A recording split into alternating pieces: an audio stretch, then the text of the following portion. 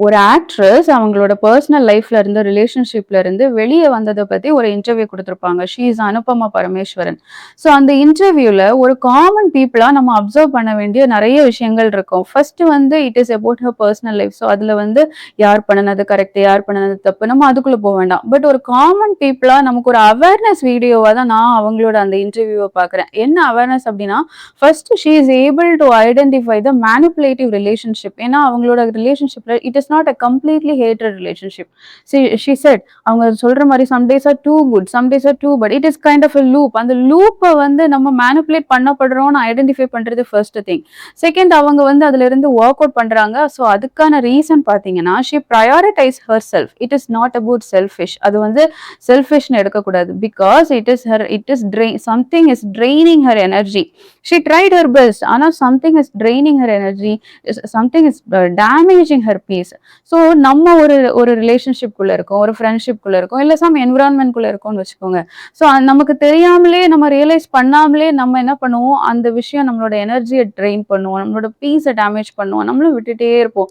But at some point நம்ம அதை திரும்பி பார்க்கும்போது, நம்ம நிறைய லூஸ் பண்ணிட்டு திரும்பி பார்க்கும்போது பார்த்தா நம்மளோட இண்டிவிஜுவாலிட்டியை லூஸ் பண்ணியிருப்போம்.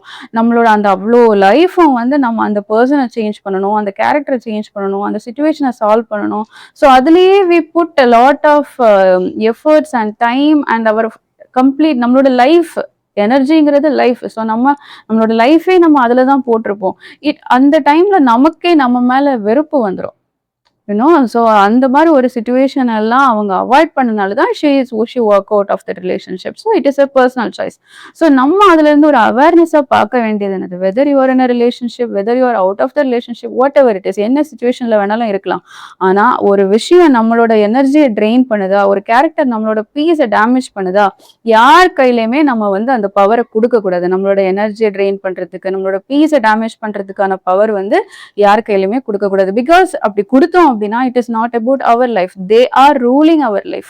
நம்ம லைஃபை வந்து அவங்க தான் ரூல் பண்றாங்க. அவங்க என்ன நினைக்கிறாங்களோ அதுக்கு தகுந்த மாதிரி அவங்க நினைக்கிற எமோஷனை நம்ம கிட்ட கொண்டு வந்துருவாங்க, ரைட்? ஸோ அந்த மாதிரிப்பட்ட பவர் வந்து நம்ம எப்பவுமே கொடுக்க கூடாது. We have to aware about that. அது என்ன என்விரான்மெண்ட்ல நம்ம இருந்தாலும் நம்ம அதை வந்து நம்ம கவனிக்க வேண்டிய ஒரு விஷயம். I think it is a great awareness which was created by Anupama.